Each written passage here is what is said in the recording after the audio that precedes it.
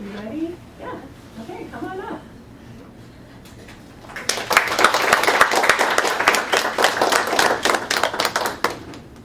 Hi, my name is Hui Yi, and my collaborator Yuan Ya is apparently late. I don't know if she's intentional to avoid doing this, but I guess I'm going to do this alone. So our project is about foraging edible plants and using food and plants, especially invasive plants from Asia, as a way to connect with the local ecology here and as well as connect with our cultural heritage. This project started with my encounter with Chinese grantees in Sunset Park. They would roam around in the park with a bamboo basket and picking up different wild herbs. Some of the plants they pick up includes plantains, mugwort, white garlic. So I did a little bit of research into that, and I realized almost all of the plants they were picking had embodied a very heavy colonial history. For example, mugworts got to here from China because they traveled here through the slave ships. I think the colonizers, they brought the seeds over through the ballast they used to stabilize the ships. That's why if you walk along the harbors and any rivers in New York City, you will see a lot of mugworts. That's because that's where they first landed in this land. And these plants, when they traveled here, they lost contact with the culture and people. They had built a close relationship for thousands of years. And become this malicious weed that is invasive and evil, and everyone just wants to get rid of them. But somehow they also form a relationship between the local immigrants and diaspora communities, which also travel a long way from home and trying to adapt to new world here. So our project is about exploring and documenting and strengthening this relationship between these herbal plants and the local communities in Sunset Park and Flushing. And for this program, we did 3 engagements in total. Can we go to next slide, please? Oh, sorry, the previous slide. Yeah. So this one is our first engagement. So in the first engagement, we did it around springtime, where like all the edible plants and spring plants are blooming. So we partnered with Queens Botanical Garden, and we did a edible plant walk in the Botanical Garden, and we developed a recipe together of the plants we foraged.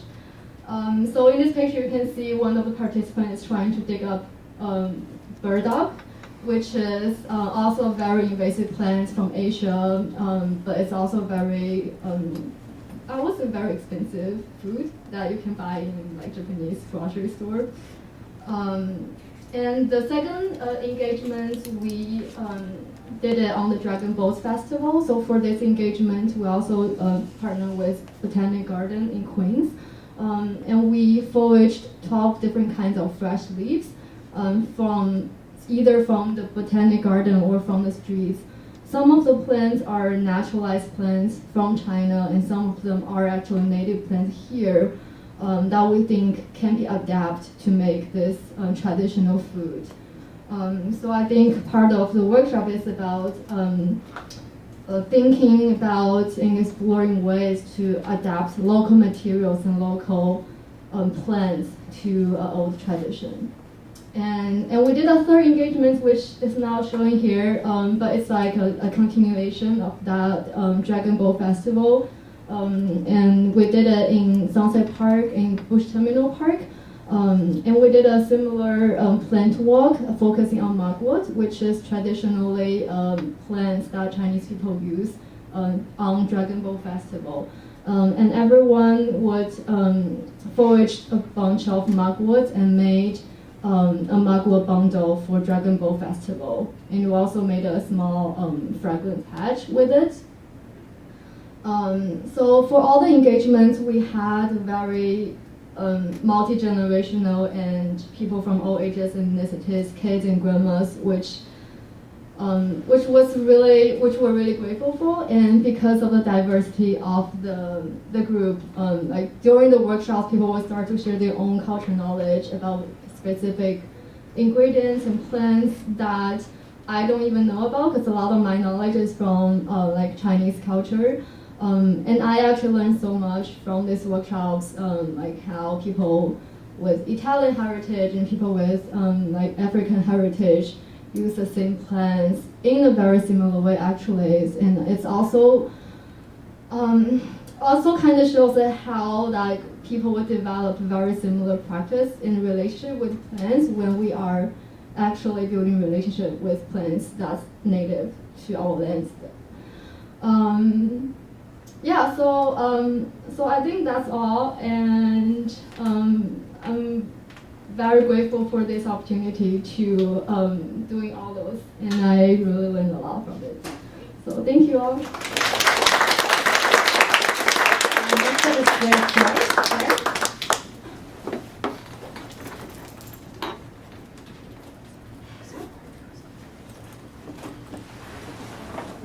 After Claire, Caroline Chow is on deck with Hello everyone, it's nice to see everyone in person. Nice to meet everyone. So my project was a mental health archival project with some older folks from the Flushing area. During the time that I was awarded the grant, I was working at the Ningguan Center. Right now I'm not, but I was part of the health team, and we focused a lot of our projects on, or workshops on physical health. So we had a lot of different workshops on like lung cancer, things of that sort, just sort of talking about like your physical body. But we were thinking about, in what way can we maybe expand the projects to also talk about mental health, specifically I think in the Korean American community. So luckily this came right in time, and we wanted to create a archival project. And so with this community zine that we created, we asked all the participants to write letters to themselves. And through getting to the letter writing, we held a variety of activities. Yes. Oh, yeah.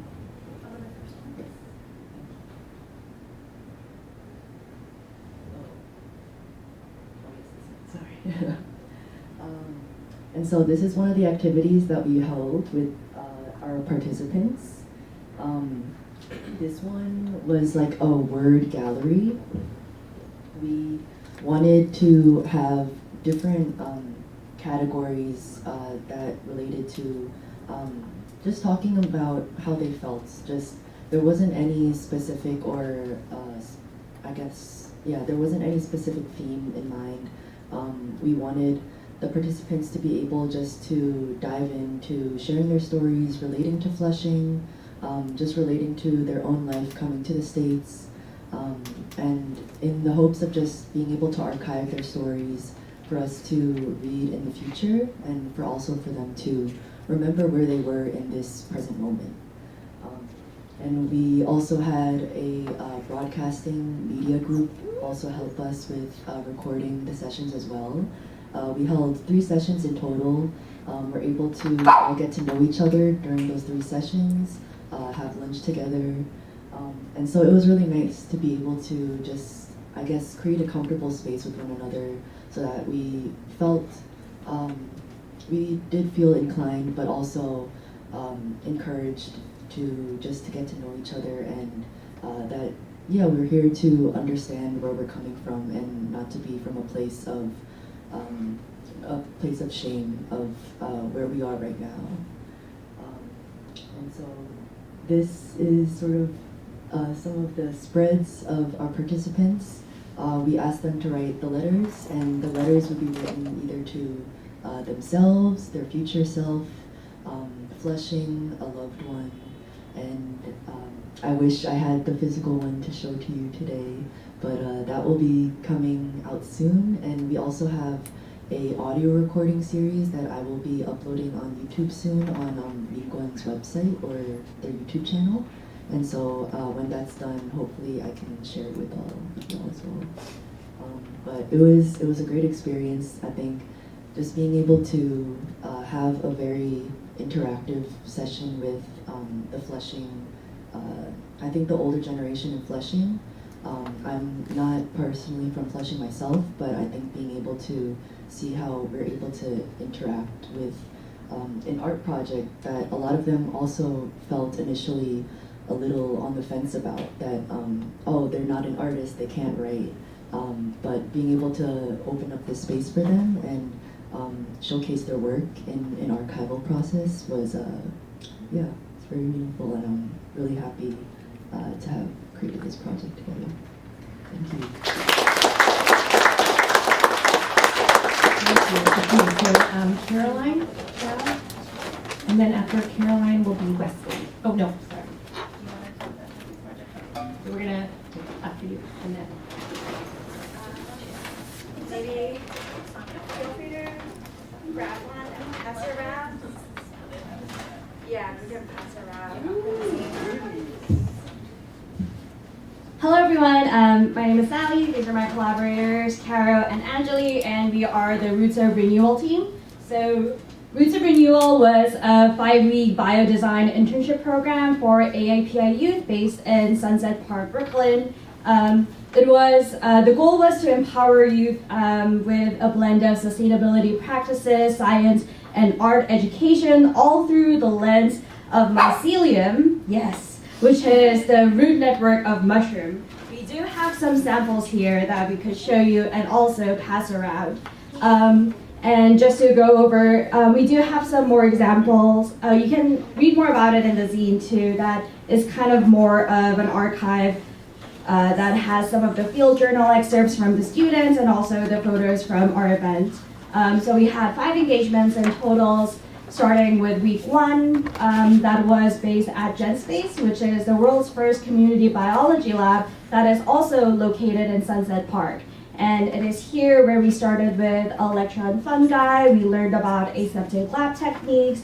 We did a mushroom cloning workshop, and the students learned to activate their own mycelium. And the week afterwards, and then afterwards, for the second engagement, it was all about sustainability practices and biomaterials. And for that week, we met up at the Brooklyn Army Terminal at Art Build Studio, where we had a speaker panel of biodesigners talking about their own practices.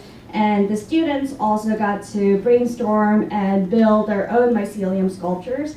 And then for week 3, this is when the students went on a mushroom walk at Prospect Park with the New York Mycological Society, and they got to observe and identify different mushrooms in the park grounds, and we got to, at the end, we got to gather, reflect, and also draw in our field journals what we observed. So for example, that's one of my favorite samples, if you can just kind of raise it up. So it has this black bundles that are out there, and then that's also mycelium that you see there, but it actually also forms melanin to protect itself from UV, and I thought that was cool. And it's also kind of part of the mushroom that's like the largest organism in the world, which I thought it was also pretty cool. So that was kind of week 3, and then the week afterwards, week 4, was when we kind of talked about fungal DNA barcoding, and then also did mycelium sculpture assembly, and then week 5, we gathered around for a celebration at CPC Brooklyn, where the students presented what they learned, they presented their mycelium sculptures, and then we also distributed these zines, which was a collection of their field journal excerpts, the photos from the different events, and we had food. So it was a lot, and I'm now gonna pass on to Caro to talk more about program insights and what we kind of learned. It was really great partnering with CPC since they connected us to the high school, the after-school programs at their high schools at Utrecht Heights, and we were able to get students from Utrecht and Fort Hamilton High, and we also got one student from a middle school. And so we had a total of 10 students, and they were grades 8 through 11. And we first they ended up sending out a survey to their students to see if there's interest, and then we were able to distribute the sign-up sheets. And from the sign-up sheets, we were able to hear from them like what they wanted to learn. And so because of their input, we added the mushroom cloning. They were really interested in wanting to learn how to grow mushrooms. And then and so from the program we learned that the students really liked interactive activities. They didn't want to spend that much time in front of a projector, so they wanted to make things, and so we were able to have some hands-on activities, but in the future, if we would do this program, we would definitely want to have more hands-on activities where lectures could just be like a hands-on, and convert lectures to a more engaged way of learning. The students were super engaged. They were really invested in the program, it seemed like, since our sessions would run over time, and then they would stay for like an hour and a half, and they didn't seem like they were eager to go or leave, and like, so it was really great that they stayed, and then they also were really punctual. A lot of times that was something that we were really impressed by. A lot of them were early. They were sometimes before us, but show up to the locations. And then they also asked really great questions, and they were super thoughtful questions. They were interested about like career opportunities too, and they even had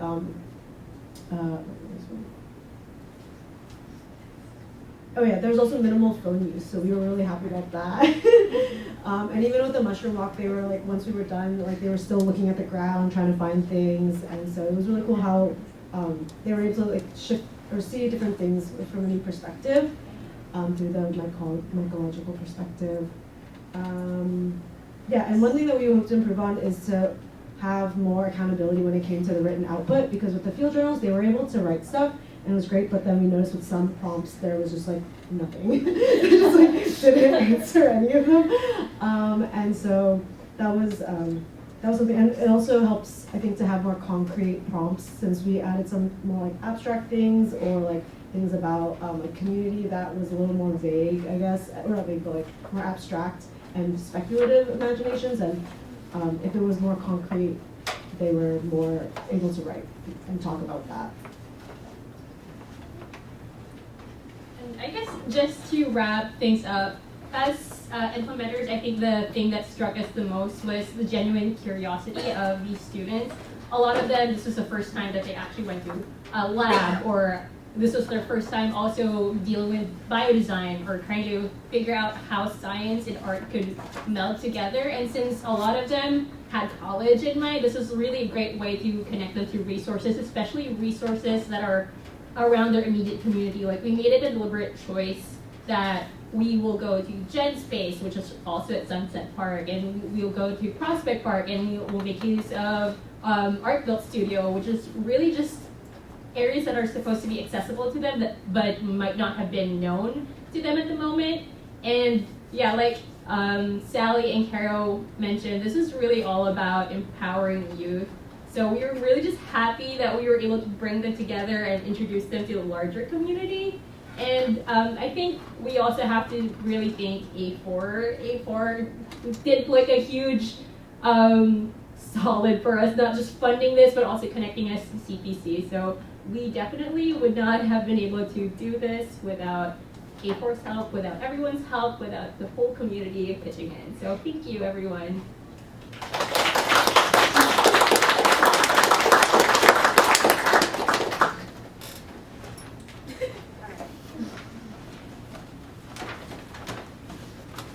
So I'm going to present on behalf of Spellbound Theater.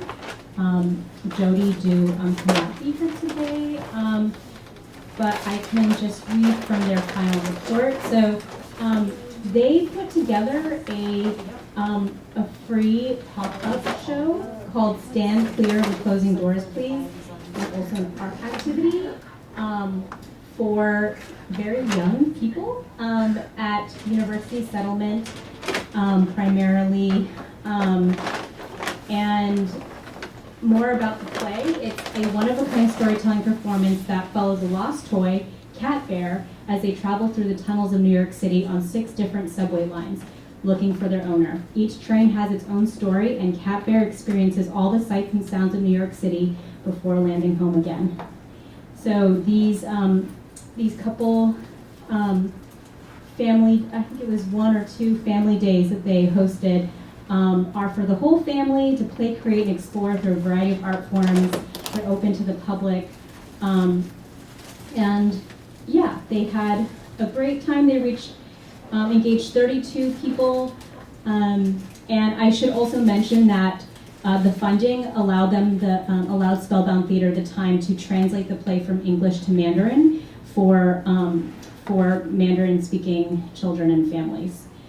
And yeah, that's it. Leslie.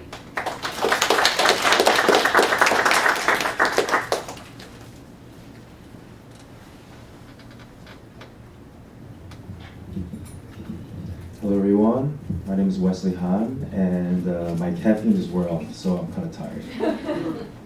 So I held an event based in Flushing. It was called Pangeum Treasure Hunt. And so I guess the concept was I created a QR code treasure hunt for my invitees to come and kind of like understand my history with the flower shop. So I am 31 years old, and I've been at this flower shop since, I have history with this flower shop since I was 5 years old. The owner of the flower shop was really good friends with my dad, and back in Korea they used to play rugby in high school. And so they immigrated here and they found each other again. And I remember maybe like once a month when I was super young, we would go there, and in the back of the flower shop, they would set up like a huge table, everyone's sitting on milk crates and like eating, drinking, and smoking, while the kids were in the backyard, in the parking lot playing. It was safe, it was fine. But, and so, you know, growing up with this flower shop, I remember later in my life, I would buy flowers for a girlfriend, or I'll buy flowers for my mom for Mother's Day. And I just wanted to create a way for my friends to come and to kind of experience my world at the flower shop. And so I set up 7 QR codes located in different locations, and I kind of set up like a chronological explanation associated with the photo and my history with the flower shop, as well as a general area. And I don't know if anyone knows Murray Hill out in Flushing, but there's like a bunch of Korean restaurants. It's where I grew up with my church my whole life. And so just within the QR codes, I would talk about my history with the church, my history with the flower shop, my history with like a pizza store that was right next to the flower shop, because every Saturday, like they would buy us pizza to eat at church. And so I conceptualized this as a result of thinking, I guess based off of like the pain of the pandemic, where a lot of our mom and pop shops were closing down as a result of, you know, just everything that was happening. And I wanted to find a way to create, kind of like establish a business or a setting as a shrine of remembrance. You know, like what are the unsaid things? What are the unsaid histories associated with these spaces? And so, those are my friends Paul and Melanie. They were also awardees of the grant back in late 2022. So it was really great coming full circle with them. And I think that's about it. Yeah, so thank you so much to Lisa and Justine and A4, because really like, this is really near and dear to me, being able to map out the unshared stories that sometimes just don't come out, you know, like when you're with a friend or two. But I really hope to continue this concept at other businesses, and you know, by the end of the treasure hunt, after everyone found the 7 QR codes, I was able to give them a free scallion pancake that I made. So maybe I can make one for you next time, but thank you so much. Next up, Anna and Chloe, and then Van. Hi everyone, my name is Chloe, and this is Christina. We are both Sorry, too short. So we are both part of Mott Street Girls. We mainly do Chinatown food and history tours as well as amplify the stories of small business owners in the area.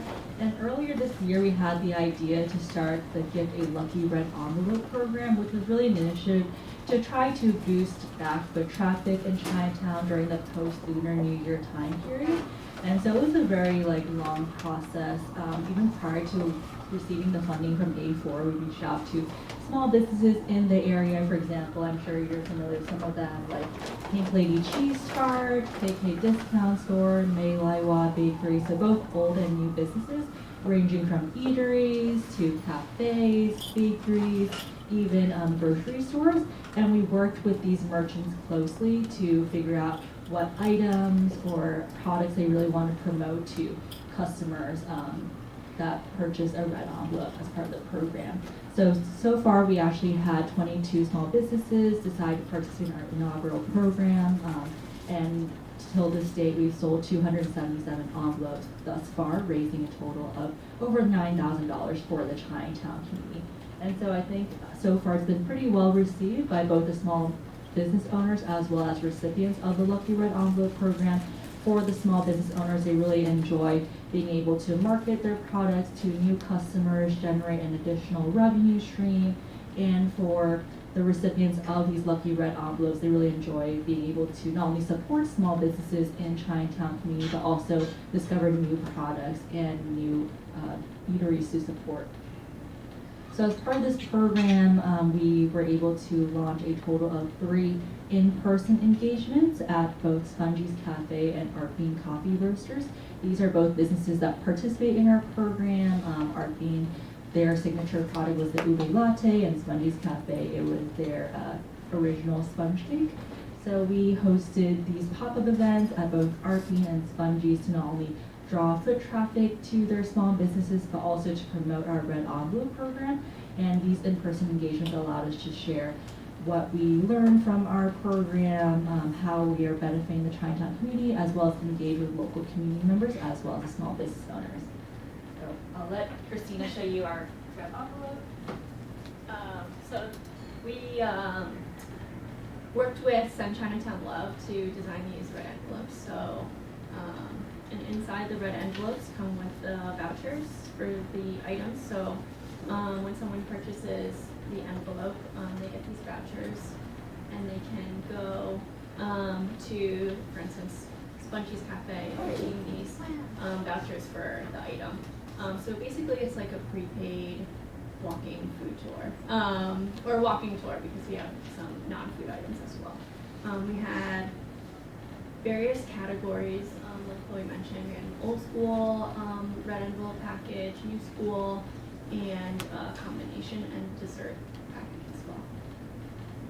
So thank you to Sun Chinatown Love for providing us with design help. They helped us outreach, marketing, and maybe without your funding, we wouldn't have been able to print all these really cool red envelopes as well as the vouchers. So thank you so much for your support.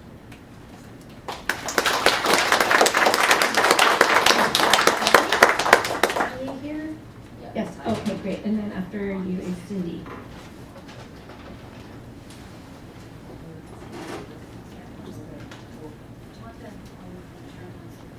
Yeah.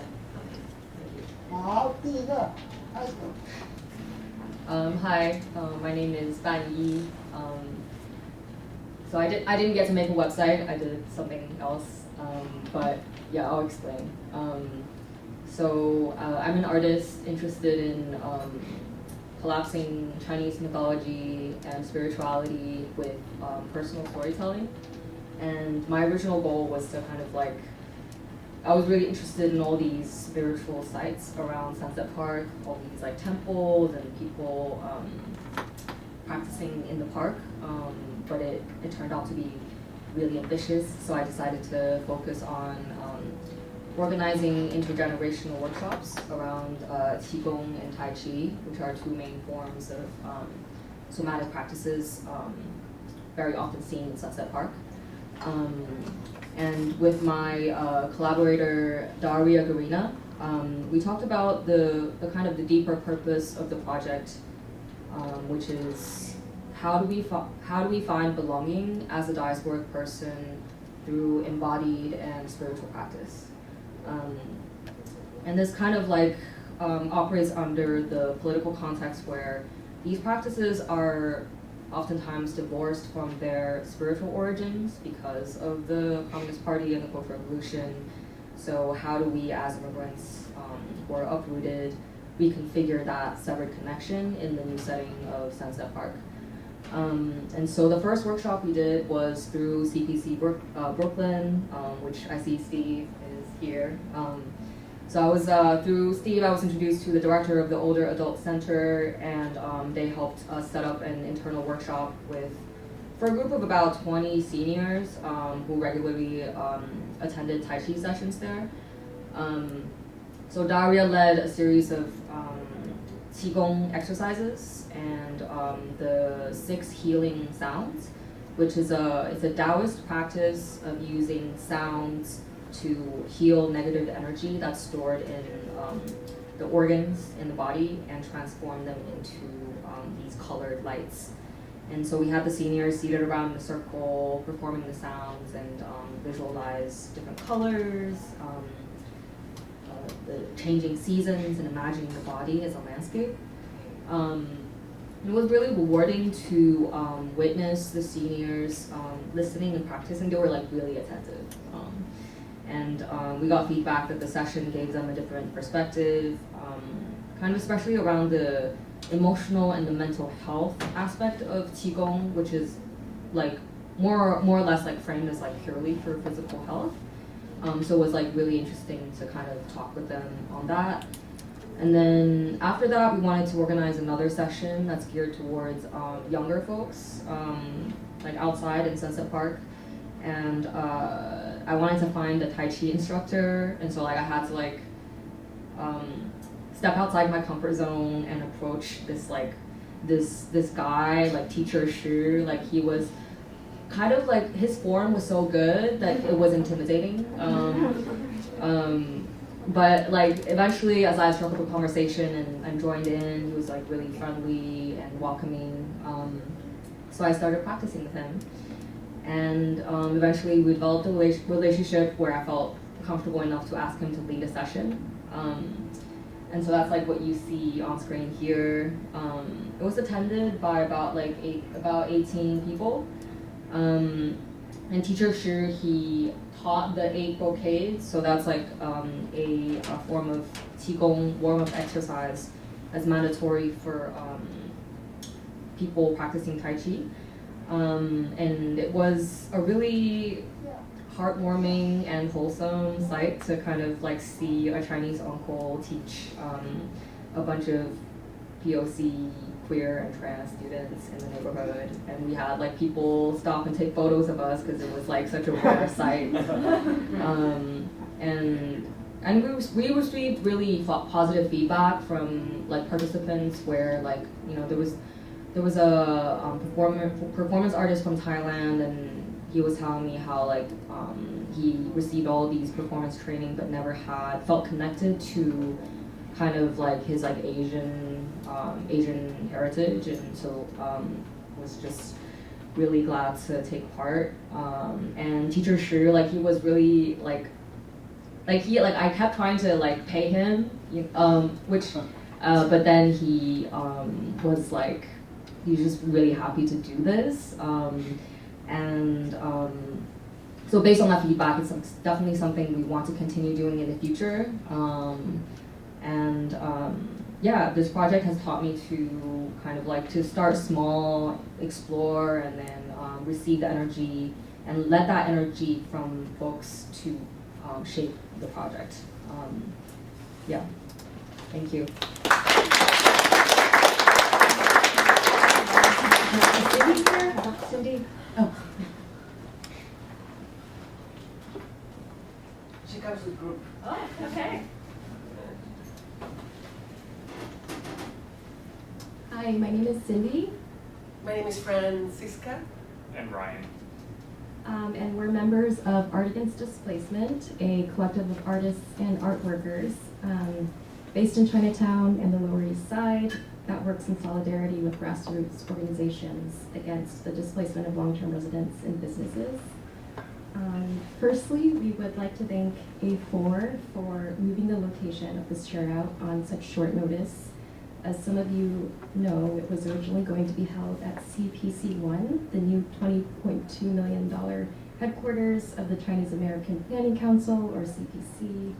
CPC has an extensive history of abusing and dehumanizing immigrant women home care workers, as we learned through our work with the A9 Women campaign's fight against the 24-hour workday in New York City. So we appreciate all of the grantees who signed our letter to A4 requesting a location change. And we invite everyone to join home care workers for a kickoff rally and picket demanding an end to CPC's racist violence on Thursday, June 27th at 11 a.m. in front of its new headquarters. We have flyers that you can pick up afterwards. Thank you, Cindy. Good to see you all. Congratulations on your projects. Really fun to listen to what you're doing. Good to see our librarian from Chatham Square. Thanks, Lisa and Justine, for putting this together. I'll continue. So, I'm going to read it. For What Can We Do project, we staged Art Against Displacement staged a creative action against the proposed Chinatown mega jail during their Lunar New Year parade in Chinatown's biggest event of the year, of course, you know. Instead of spending $3 billion to construct the world's tallest jail, New York City can invest in services that will actually improve the community safety, such as affordable housing, education, healthcare, and the arts. So to prepare for the action, we had a 2-day public art build at the Emily Harvey Foundation, using art supplies that we acquired through our grant, as well as from materials from the arts. Through A4 also, thank you for that. And on February 25, a procession of around 24 artists and activists, including several Art Against Displacement members, marched through the streets of Chinatown with the following: a striking dragon emblazoned with "No New Jail" in both English and Chinese, a menacing jail monster, and painted signs of local landmarks, including parks, libraries, and mom-and-pop stores. Our presence symbolized the community's opposition to the mega jail and demand for public resources to be channeled towards life-affirming infrastructure. We also handed out flyers informing parade spectators about the current jail struggle and how to get involved. And now Ryan is going to continue. Midway through the parade, Asians for Palestine NYC, who had secretly marched with us, broke off from our procession and unfurled their own banners, drawing parallels between our local struggle for abolition and the movement to liberate Palestine. Both strive for a world emancipated from carceral states and settler colonialism. At the parade's conclusion, we walked over to Baxter Street and left our props in front of the active jail site, as both a gesture of dissent and an invitation to imagine how things might be otherwise. To get involved with the fight against the mega jail, as well as against displacement in Chinatown, follow our work on Instagram at aad.nyc. We'll also be launching a brand new zine about the No More 24 campaign at the East Village Zine Fair this Saturday in the East Village. So please come say hi. Thank you.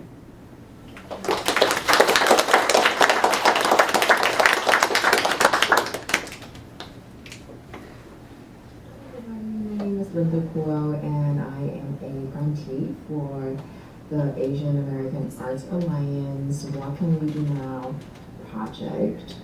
And my project was about mo'olelo, or story sharing, and lei-making, with the goal to strengthen the Asian American Pacific Islander community in New York City. A little bit about my background: I was born in Taiwan and grew up on the island of Oahu.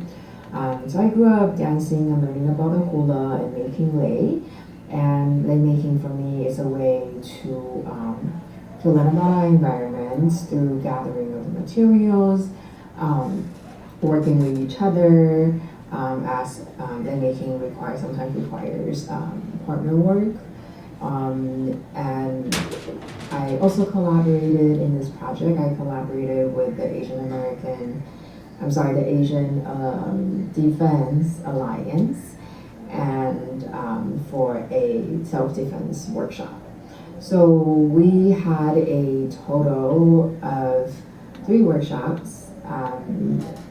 2 were at the University Settlement, and 1 was at the Queens Botanical Garden. And at University Settlement, we were able to work with differently abled students with learning differences.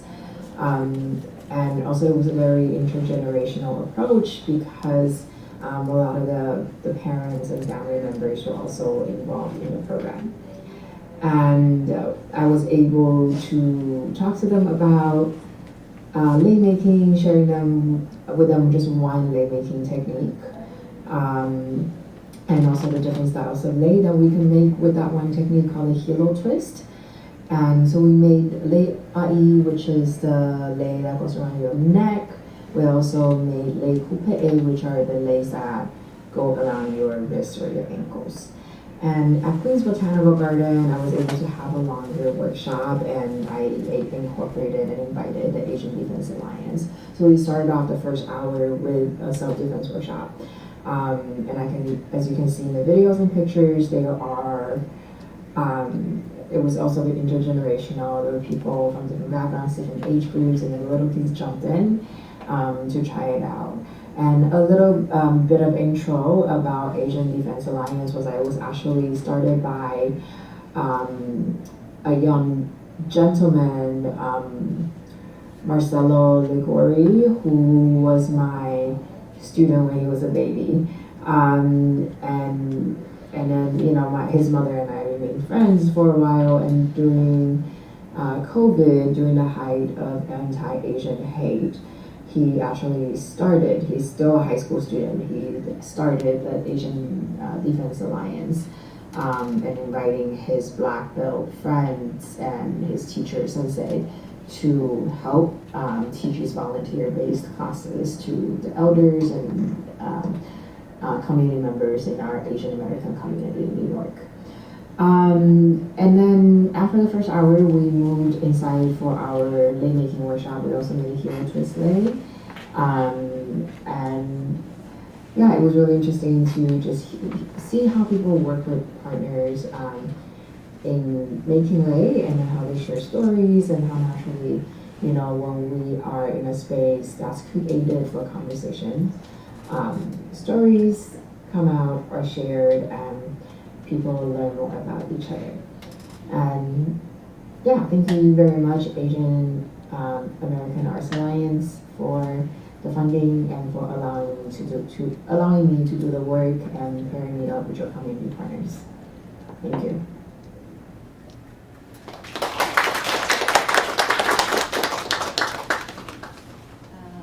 Next up is Carrie Wing. Yeah. Okay, and then after Carrie is Dina. Is Dina here? Dina might not be here. Okay. Next will actually be Nami. Hi.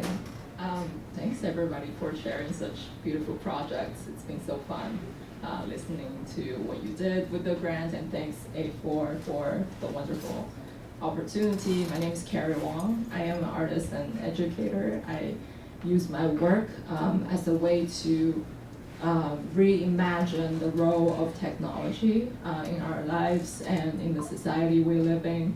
And my project is called Who's AI, with a question mark, to emphasize the who in the development and the utilization of AI technologies. Who develops these tools, who funds the development of these tools, who uses AI for whose benefits, and in the process, who is kind of excluded and left behind. And Who's AI is a series of 4 creative workshops designed to empower young people to reimagine the future of technology and to engage in meaningful dialogues concerning the risks involved in the development and utilization of generative AI. And in the workshops, participants engage in hands-on activities to build AI chatbots and to kind of co-construct knowledge around AI and its social implications. So for the grant, thanks to A4, I got connected to the Chatham Square Library. I see Sean over there. And yeah, so shout out to Sean and Elizabeth, who is probably not here today, right? Yeah, I see them. Yeah, they did a great job coordinating the workshops. And I also got partnered with the Glow Cultural Center in Flushing, Queens.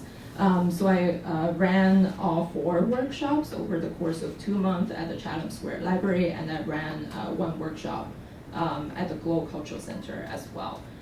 Some of the examples of the activities that students do in the workshops would be in workshop number 3, first of all, we spent about 30 minutes chatting in text, in silence.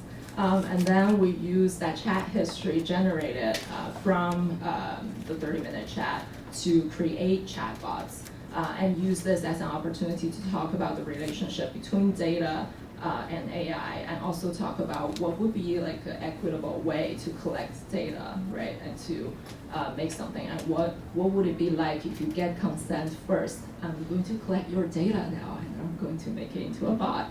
And then we do it instead of the way big corporates are doing nowadays. They just like collect your data without letting you know, and you don't know where it's being used, how it's being used, what kind of an AI it's making.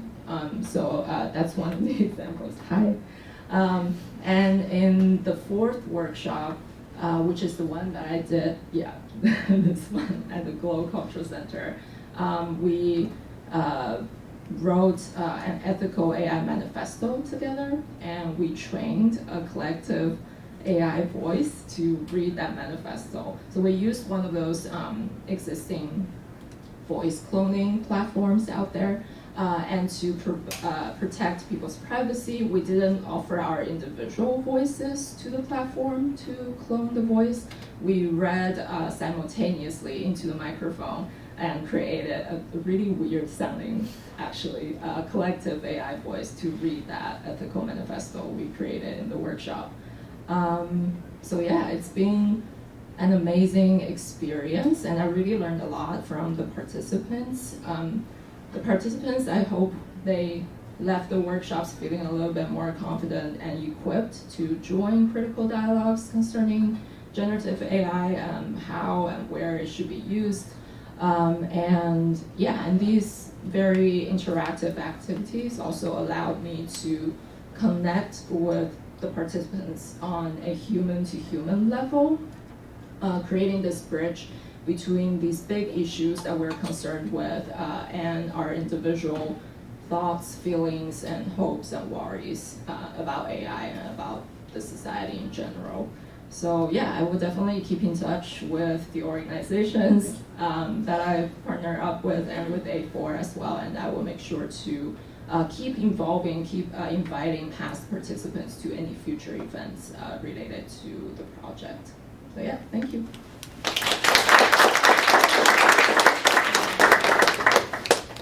I'm actually going to read for Dina, even though I hope, Okay, so Dina Augusti was responsible for organized a obituary poetry workshop series. This was an open call that was promoted several days prior to the event for interviewees, a multimedia series in which Southeast Asian Americans are asked to explore their relationship with grief, both current and anticipatory. For May, so this happened on May 24th. After confirming interview times, we had participants come into the Sunset Park Library meeting room to be interviewed. Participants were asked to discuss a physical symbol of grief that they are currently or expected to face. Whether that be a letter from their parents, a screenshot of a conversation with their friend, an item of clothing, or something else entirely. And they were recorded and documented holding and interacting with this item for 30 seconds. Afterwards, they were interviewed while being filmed holding the object in their hands on the significance of that item and why it was a symbol of grief for them. Afterwards, we did a quick check-in on their emotions, any additional comments and feedback. Participants were mostly native New Yorkers from Flushing, Sunset Park, and Chinatown. And that's it. Thank you.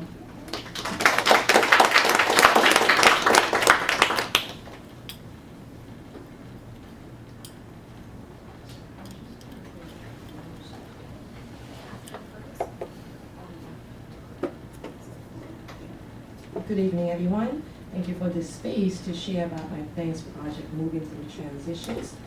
Partner with the YWC of Queens, I am Nami Kodami, and it has been an honor to lead this project over the past 10 weeks. So I went to the YWC of Queens once a week. The class was about an hour and a half. So before I dive into the presentation, I want to extend a special thank you to the Asian American Arts Alliance for entrusting me with this project. Thank you. And I also would like to extend my gratitude to Carol Daly from the YWC of Queens. Her dedication and guidance have been very invaluable throughout this project, so I'm deeply grateful for her collaboration and the partnership. Moving Through Transition has been a journey of exploration, creativity, and community, focused on themes like resilience and adaptability, gratitude and appreciation, self-discovery, connection, and relationships, as well as celebration of achievement. Each week has been a new chapter in a collective story. Through guided choreography and improvisation, we've delved into our emotions, celebrated personal milestones, and navigated uncertainty together. Our sessions have evolved into more than just dance classes. They become spaces of reflection, connection, and creative expression. And together we shape our stories and experiences into a final dance project, a testament to our collective resilience and growth. This project has been about transcending dance. It's been about creating a space for rediscovering the joy of movement and expressing ourselves freely. Moving Through Transition has demonstrated that dance can be a powerful tool and is a powerful tool for fostering community, celebrating diversity, and empowering individuals. I'm proud to have contributed to the well-being and happiness of the older adults in our AAPI community, and I look forward to continuing this enriching journey in the future. So as a token of our shared joy and celebration, I prepared like a 1.5-minute video capturing the essence of our final celebration that we did.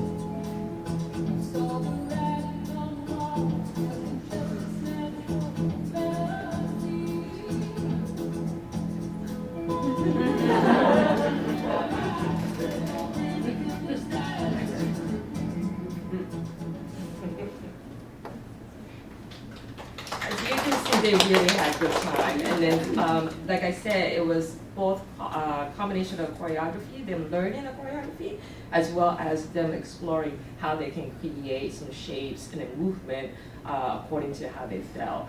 And so thank you for this space. Thank you, Lisa. Thank you, Justin. Thank you, everyone. Allow me to share my project, and here's to many more moments of connections, creativity, and growth in our days ahead. Thank you.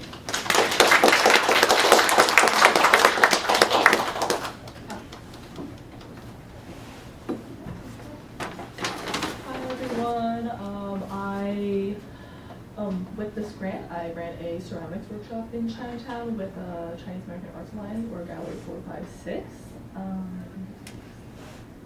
Yeah, so the program was, this curriculum is called Empower China through Ceramics, was originally Empowering Youth through Ethnic Studies that I created at the Met as their intern, and I decided to share this curriculum with a larger audience, but I think it's helpful for not just the youth or through our Met Teens program to learn about code. Sorry, can you hear me now? Okay. But using ethnic studies and disability justice as a lens to reflect on self while making art is something that I think benefits all people, and especially in this time where the mega jail is coming into our space, and with what's going on in Palestine, it's really important to connect yourself with a larger collective force and think about our positionality within, society and politics. And so we had 3 sessions. Our first session, we focused on the question of who am I? And so the question, I had these big yellow pieces of paper at the beginning of every workshop, and they were asking, who are you, where is home, and what do you want to do? And that's just to introduce the 17 participants to each other, and just kind of questioning self before we get into the other things. And we introduced this matrix of identity that I got from the ethnic studies reader. And so we use this every week to kind of understand where we are in a larger system of things. If anybody wants this, it's a great resource, and I can share the link with people if they're interested. And so really questioning self, and then we just taught like very basics of ceramics in the first class. In the second session, we had a more, we started to, broaden the questioning that we're doing in this workshop. So who are we? Thinking about collectivity. The guiding questions are, who are we? Who are your people? Think about your communities that you're already connected to. And what does intersectionality mean to you? So how all the communities that you bring into this space at Gallery 456 and seeing how they intersect and work together. And so we continued going through the matrix of identity together. And we started our second project. Some of the pieces from the first project that we did in the first session exploded. That's what happens with ceramics and kiln stuff, and just kind of teaching participants to let go and also learn from the process. And so just allowing them to work on their self-portrait, so building that up. And the third one would kind of having that question presented by the grant, what can we do with all this information that we learn about ourselves and our communities? And so the questions that we had for that, the guiding questions were, what pressures do we feel, where do they come from? What are the changes we would like to see, and how do we make that change? And so really thinking about like actionable items and how knowing yourself, knowing who you want to work with, knowing where you fit in the larger picture of things, and how that can make a difference. And so really connecting how reflecting on yourself can be presented within your art making, and how that can be a way to process grief, trauma, and all the past experiences that you bring into a space. And we glazed all our pieces, and I have a little anecdote to share, but a lot of this project was me setting up by myself and carrying all these pieces across. Where's the kiln that you use? Exactly, so I had to bring it to a kiln. So the gallery space that we were using to run the workshop was in Chinatown, but the studio that I was working out of was in Koreatown. And so taking that subway with a box full of very delicate ceramics every week was very stressful. And in this session, we had a bunch of wonderful participants who rode the subway with me, so all 6 of us bought boxes together. And that kind of taught me as an educator, since I am quite young as an educator, how to kind of ask for help when needed, and preparing more for the logistics of a program that doesn't have a kiln in this case. I can tell you have a kiln in Chinatown. I'll tell you later. Yeah, okay. Okay, so relating ethnic studies and ceramics is really breaking down your expectations, because clay is such a it really does what it wants. You have a vision, you go into it, you say, I want to look like this, I want to make a piece that looks like this, but it really has a mind of its own, it has memory. If you don't, bring 2 pieces together in the correct way, it will be throw a tantrum and explode. And so thinking about the ways that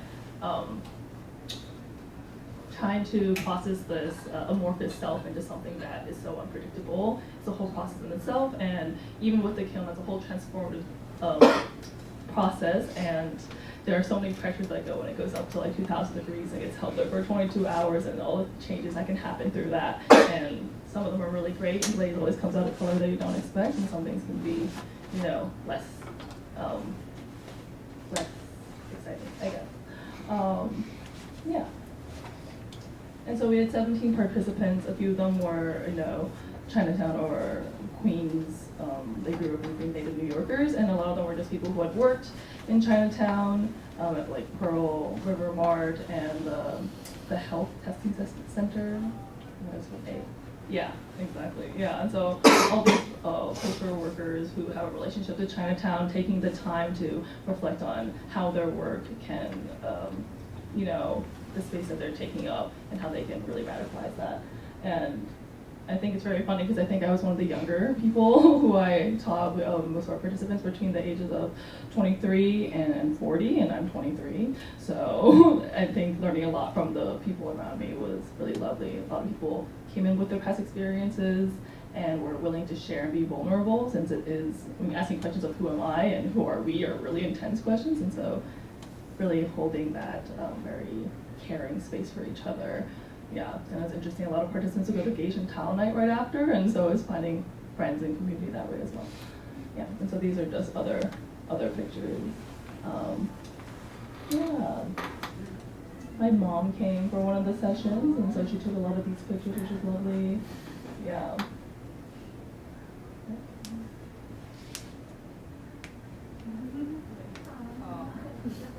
This one is one of my favorites, having this like laying down. We're thinking about like rest and like radical rest when we're working radically hard, and how a space like this, just like art making with like your friends and stuff, can be so healing. Yeah, and I just wanted to thank A4 for funding this. Just being for I was like really stressed out about this and all the logistics. So it was really great to have someone to bounce ideas off of. The Chinese American Arts Council for giving us their space. So with you, Kai, Alan, and Ori, the participants have learned so much from them, and my mom. Thank you very much.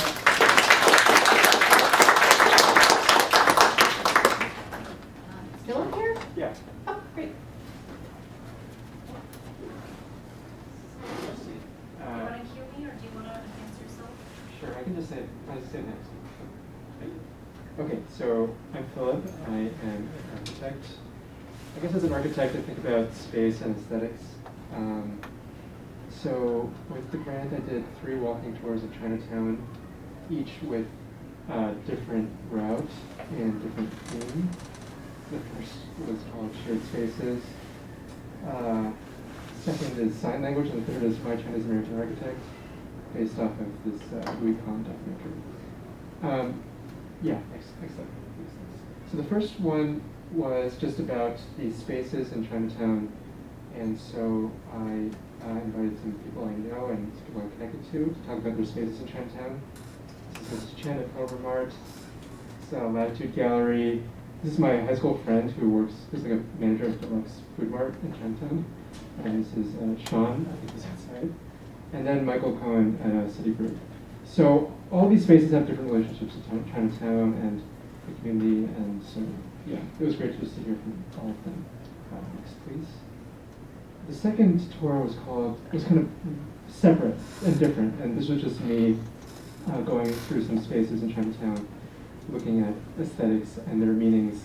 I mean, this slide kind of just shows a trope in the neighborhood, specifically with art galleries and like cool restaurants. But we looked at other signs also. Next slide, please. Oh yeah, so like this is the former location of Winnie's, which was Lolito, which is a Mexican restaurant, and now like Dr. Clark, which is a Japanese restaurant. It's all kind of like overlaid onto this space and the aesthetics. Next, please. Yeah. And so even like Namwa has very particular aesthetic and communicates a specific message to a specific demographic. So I really enjoyed kind of like talking about this in front of like the line of people waiting in front of Namwa. Next, please. So yeah, just like even these like signs of like the cat and the waving cat. Of course, the left is at Namwa. The right is in the mall, which was the theme, which was consistent throughout all 3 tours. Next slide, please. And then even like Wing on Wall, I just wanted to think about like carefully the aesthetics and yeah, just to think a little bit about them. Yep. Next, please. And kind of this specific detail on their awning. I guess and it was interesting because each tour had a different group of participants. So this was like a James Walk tour, so kind of very general New York City people who were just vaguely interested in Chinatown. Next, please. And then the last tour is my Chinese American architect, because my dad is also an architect who's built all these buildings in Chinatown. So we started at this office in the Soho border. Next, please. And we just kind of like looked. There were like there's like all these connections between like his clients and like neighborhood activism and MoCA and stuff. And next, please. And then I invited Ming from Canal Street Research to talk about kind of the history of this specific site at Canal Street Triangle. Next, please. And then we went to the roof of Hotel 50 Bowery, where DJ was spinning some tunes. Next, please. Yeah, and then so the consistent theme throughout all three tours is that we always went to this mall, because I'm like obsessed over it, because my dad built this mall, and it's since become like one of the coolest buildings in New York City. Next, please. Yeah, next, please. And so kind of the idea is that like this is worthy of contemplation and analysis. Next, please. Yeah, and it was good to just to bring other people to this space. Next, please. And these are just like my own photographs of how the mall has changed over time. Yeah, next. And yeah, this is again kind of worthy of analysis and criticality. Yeah, next, please. This is the Echo's Last story. Next, please. Yeah, and so there's actually a lot of interest, kind of unexpectedly. So I hope that this project can kind of continue in the future. And I'm so grateful to Lisa and A4 for this opportunity. Thanks.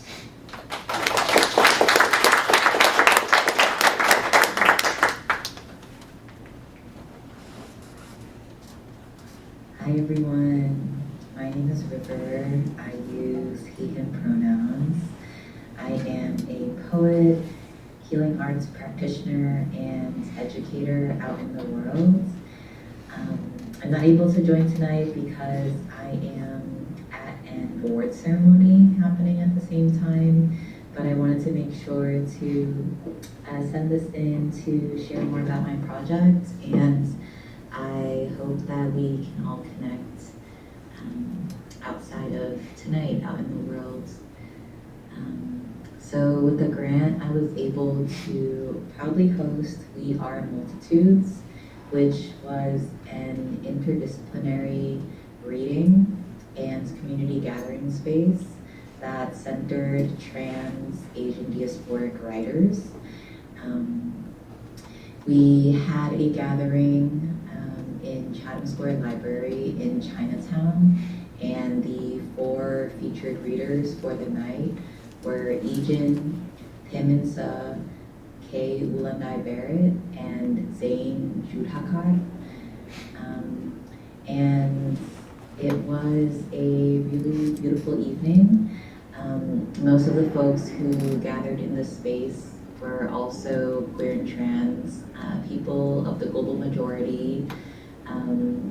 We had sponge cakes, we had snacks, and overall people shared that it was a really lovely time. I, at the event, also gave folks the option to donate to support mutual aid and eSIMs for Gaza, and we were able to raise $411 from the attendees in the room, which was really beautiful. And in terms of feedback from library staff, they also shared that this was one of the few truly community-centered events that they've had. In the past, they've hosted readings for authors, but they shared that like the vibe of community care and love was just extra for that evening, which I feel really proud about. And I hope to be able to continue to host gathering spaces for trans, Asian diasporic people of the global majority in the future. It was really an honor to be able to participate in this space. I want to give a shout out to Justine and also to Lisa for supporting the production of this event and making it possible. To Danielle for also helping with publicity. It was really great turnout, and we happened to open Pride Month with this event that centered us. And so that's my share. I am looking forward to staying connected. You can find me online at Remembering Our Light on Instagram if you want to just link up, collaborate on future events together. Sending much love for the celebration and share out today.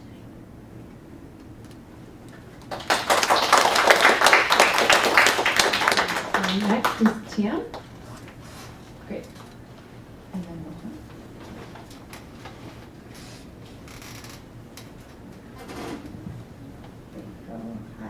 Hi everyone, my name is Tian and I'm a filmmaker.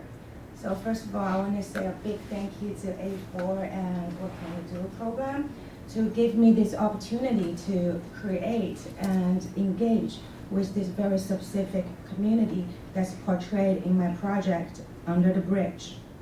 Under the Bridge is a photo and a video archive project documenting the street vendors of Forsyth Street Market, often referred to as the market under the bridge. And the project includes a series of photo portraits and in-depth video interviews. So basically on May the 20th, I spent a day in the market with a bunch of flyers, asking every vendor I encountered that day if they would like their portrait taken. The flyer explained the project, supported by A4, and included a brief bio about myself. And after the initial photo day, I returned to the market to give back 2 prints of the photos to all the participants. While I will successfully return probably 70% of the photos, there were still some pending because this is just the nature of the market, where some vendors are regulars and some others, they just come and go. Through those series portraits, we not only see those regulars like vegetable sellers, we also see a diverse range of people.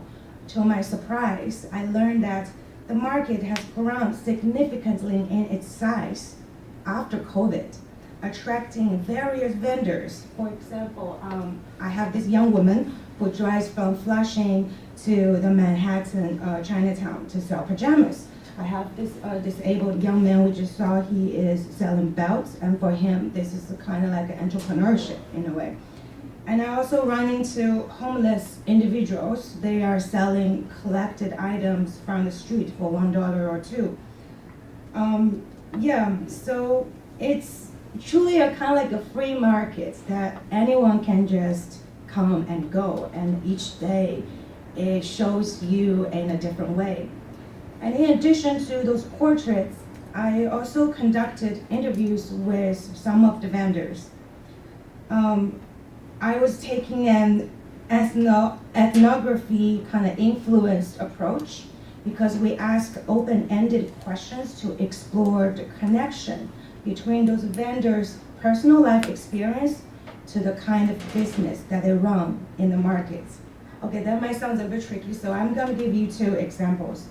For example, one interviewee we had is this elderly Chinese immigrant who currently lives in New York City for over 35 years. So basically, in the 90s, with a dream of, the American dream of being rich, he came to the States. And he shared with me about his journey his business journey, from running a dollar store to operating a bus service connecting those Chinese communities in Manhattan, Brooklyn, and Queens. Now he is retired, aka unemployed, and he sells antiques from his personal collection in this market, including old coins, postage, paintings, etc. Despite the business side of his life, he also shared that, here's another side of the story, that he is the president of a self-funded nonprofit organization connecting Zhiqing. If you know Zhiqing, they are this group of young people who were sent to work on farms during the Chinese Cultural Revolution back in the 50s to 70s. So this guy's here, he has this organization, connecting people with this specific background. And right now, due to running out of funds, so a lot of their events a lot of activity has been stopped for a while since the pandemic, but he also shared with me to allow me to use this material anyway of his documentation of this group. Another compelling interview that I conducted was with the white man with Native American heritage, who discussed his struggle with addiction and the law with me candidly. As an heroin addict, he makes a living by shoplifting goods from big box stores and selling them on the streets. Having spent 15 of 45 years in his life in and out of jail, his openness about his challenges of finding regular jobs or regular employment due to his criminal records and ongoing battle with drugs and violence gave me very mixed feelings. It provided a very stark, raw look into the lives of those who lives on the fringe of the society. And these interviews also highlighted the market's role as a crucial place for people and for survival of very specific group of people and the community. So far we have created 17 photograph portraits and presented with the context on my personal website. I am actively seeking platforms to showcase those images, to bring them into the broader consciousness of the general American public. This project doesn't stop here, because all these material that I have collected, I'll be using them into another project which I pitched last year in the town hall about a feature documentary that I'm making about the same community, the group of people.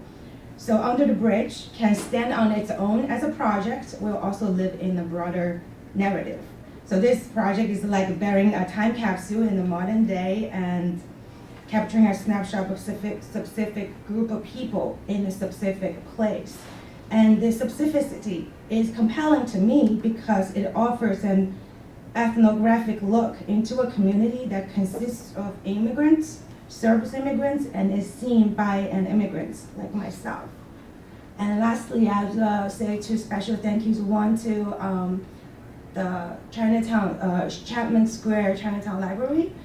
They offered us this amazing space to film the interview. I want to say it's a very special place because library is very close to the market, and at the same time, it's like a non-judgmental, very casual place. People present themselves in the interview, I believe is, they feel relaxed when they come to the library. Lastly, my big thank you to A4 again. Last summer, first time hearing about A4 and through the town hall, and right now being able to have material made and present it here, I feel really grateful. Thank you, everyone.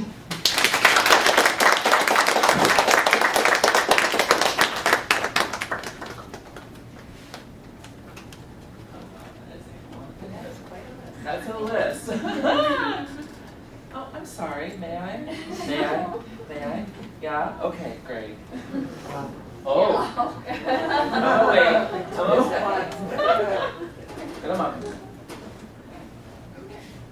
Well, this one's figuring out their feelings. Hi, everybody. My name is Rohan Jolie. I am, first off, I want to say thank you to A4 for, once again, funding this amazing ongoing project. I am a dancer, writer, trumpeter, as well as a public speaker.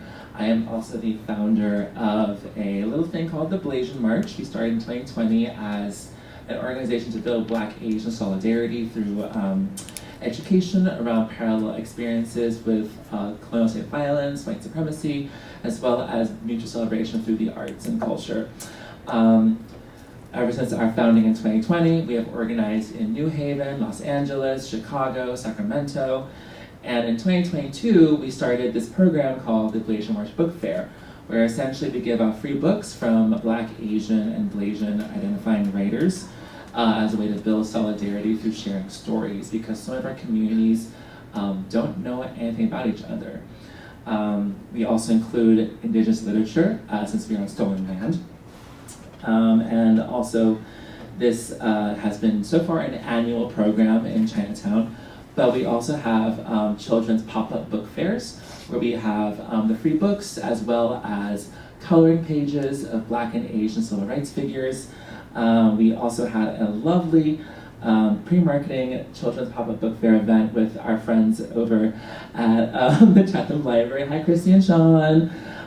Where the children were able to get free books as well as create flower crowns and as well as engage with the coloring pages of Black and Asian civil rights figures. This event that you see here happened at Immigrant Social Services, which has been our annual partner of the book fair for the past 3 years now. And thanks to A4 and the amazing fundings that we got, we were able to give out approximately 500 books. Within that amount, we included literature from the Korean, Chinese, Filipino, Indian, Palestinian, Chinese, Jamaican, Japanese, and Hawaiian literature. We also increased honorariums to all of our performing artists and speakers on our panel by 50%. We have also were able to finally reach our goal in terms of funding to invest money in Black and Asian owned bookstores in New York City. So we increased all of our funding to all the bookstores by 26.3%. Money went to the Lit Bar up in the Bronx, Café con Libros in Brooklyn, as well as Word Alchemy Bookstore and You and Me Books in Chinatown. I think in part thanks to A4 as well as the library, we were able to nearly double our turnout. Turnout was approximately 200 people. We also were able to hire a photographer for the first time. So, as well as we expanded the number of publishing house donations. We received donations this year from Penguin Random House as well as Simon & Schuster and other local publishing houses. And the video behind me is just a quick little recap of how it went. If that audio works.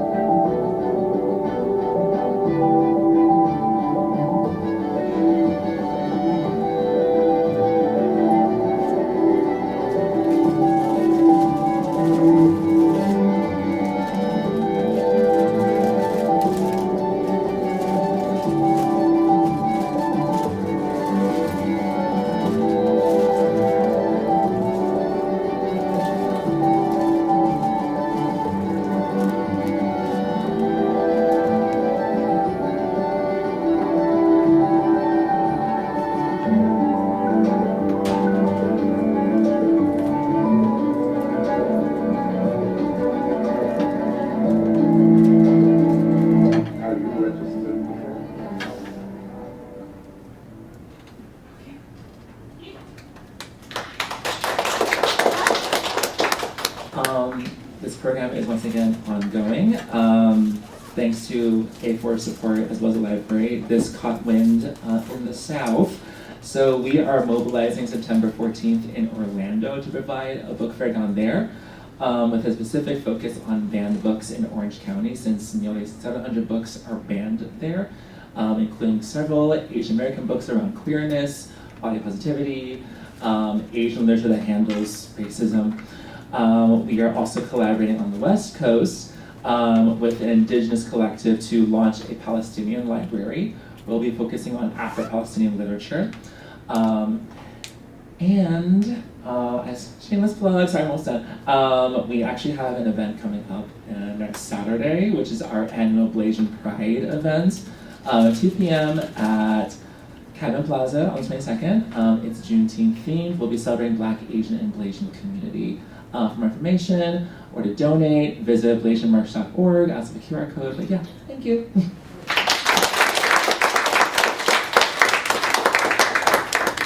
So our last speaker tonight Is Kathleen here? Oh, great. Okay, so it's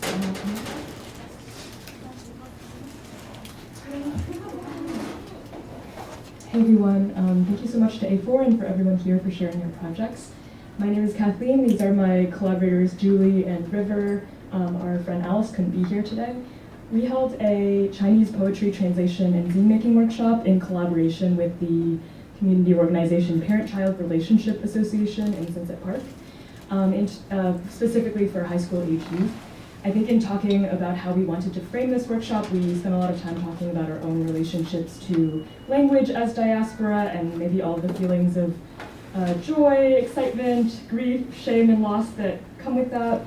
And so I think we really wanted to frame this workshop and also translation as a space where we could make something generative out of loss or forgetting, where we could create like multiple interpretations, and also, as a space for play and experimentation.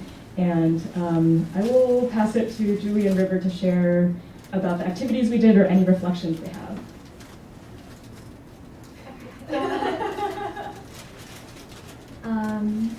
Thanks for that intro, Kathleen.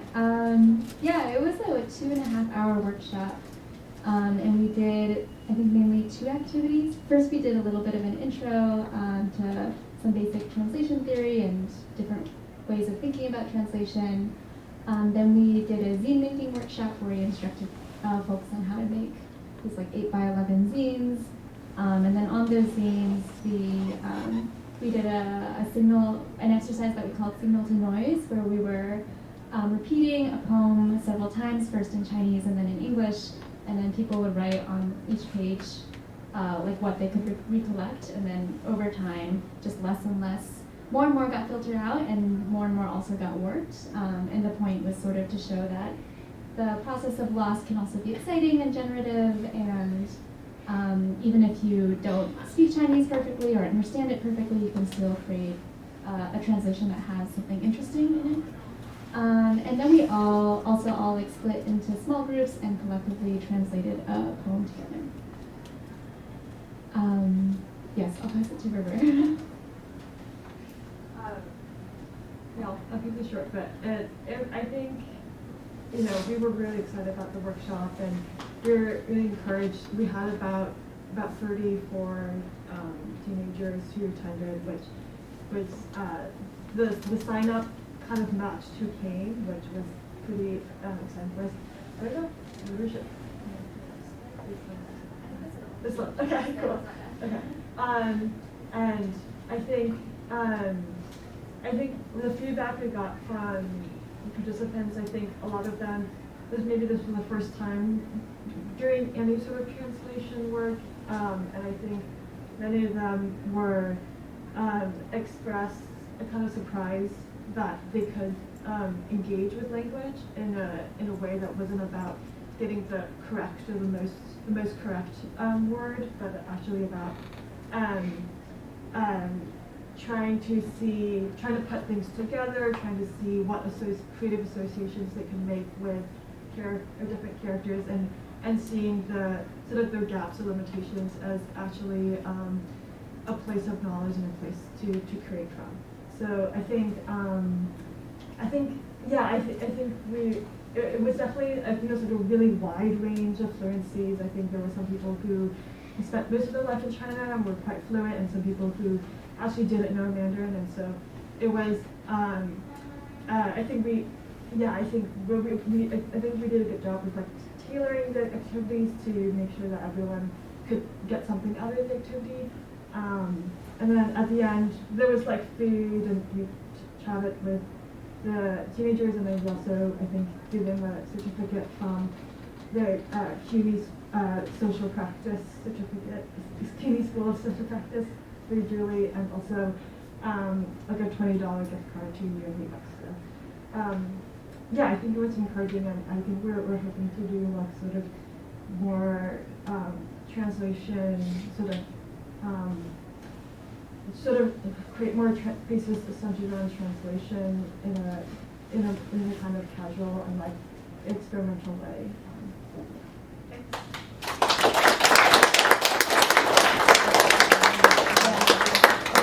So I think, yeah, we're running a little bit tight and we want to make sure everybody gets a chance to talk to each other and eat some dumplings and drink some lunar. So I just want to say thank you all for your incredible projects. It warms my heart. I hope you're all feeling uplifted and inspired by each other. I think that, yeah, basically, if you want to connect with each other, if you want to learn more about what's happening, I encourage you to do that or talk to us and we can try to connect you with other people. But sincerely, thank you all. I'm so proud of all of you for making these incredible things happen. So thank you to all of our supporters and venues and collaborators and artists and everyone. So I'm excited that we're going to do it again. So if you have ideas on how to improve it, let us know that too. In the meantime, go forth and mingle.